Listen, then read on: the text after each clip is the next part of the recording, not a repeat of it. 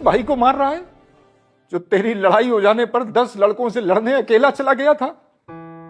और शायद ये वही भाई है ना जिसने तुझे तेरी जिंदगी का पहला फोन दिलाया था। अपनी सैलरी से इसने तुझे अपने दोस्तों के साथ ट्रिप पर घूमने भेजा था। अरे जब तक तू कमाने नहीं लगा था, तेरी शादी नहीं हुई थी, यही भाई तेरे लिए भगवान था। क्या है ये? इसका नाम तूने अपने सीने पर लिखवा रखा था, इतना प्यार करता था इससे। और आज एक जमीन के छोटे से टुकड़े के लिए तेरे हाथ इसके कॉलर तक पहुंच गए, तेरे हाथ नहीं कांपे। और वो भी जमीन, बेटा वो जमीन तेरी है भी नहीं। और संजू, तेरा हाथ तो हमेशा इसके सिर पर आशीर्वाद के लिए रहता रहा है, और आज तूने भी हाथ बढ़ाकर इसका कॉलर पकड़ लिया एक जमीन के लिए। बेटा ये जमीन, ये पैसा सब यहीं पड़ा रह जाएगा। मेरी एक बात तुम दोनों याद रखना, ये जमीन जिसके लिए तुम लड़ रहे हो ना, एक दिन सबको इसी में मिल जाना है। सागर, संजू सिर्फ इस जन्म के लिए तुम्हारा भाई है, और संजू, सागर भी सिर्फ इस जन्म के लिए तुम्हारा छोटा भाई, और मैं सिर्फ इस जन्म के लिए तुम दोनों का बाप हूं।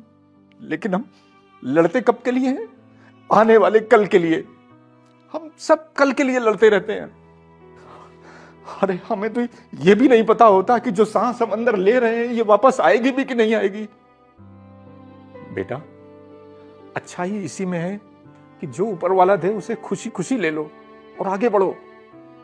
और जब भी कभी मांगना हो तो भगवान से अपने लिए मत मांगो।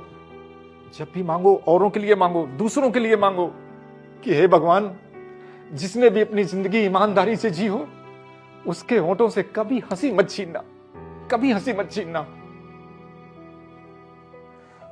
सागर, जिस भाई से तू लड़ रहा है ना, तेरी रगों में भी वही खून दौड़ रहा है जो इसकी रगों में दौड़ रहा है, और तू इससे जमीन के लिए लड़ रहा है। सोच, अगर ये भगवान न करे तेरा भाई ही नहीं रहा तो तू भगवान से रो रो कर मांगेगा बेटा कि मेरा सब कुछ ले लो पर मेरा भाई मुझे वापस कर दो, मुझे मेरा भाई वापस कर दो। लेकिन तब रोने से कुछ नहीं होगा बेटा, कुछ नहीं होगा। भैया प्लीज मुझे माफ कर दो।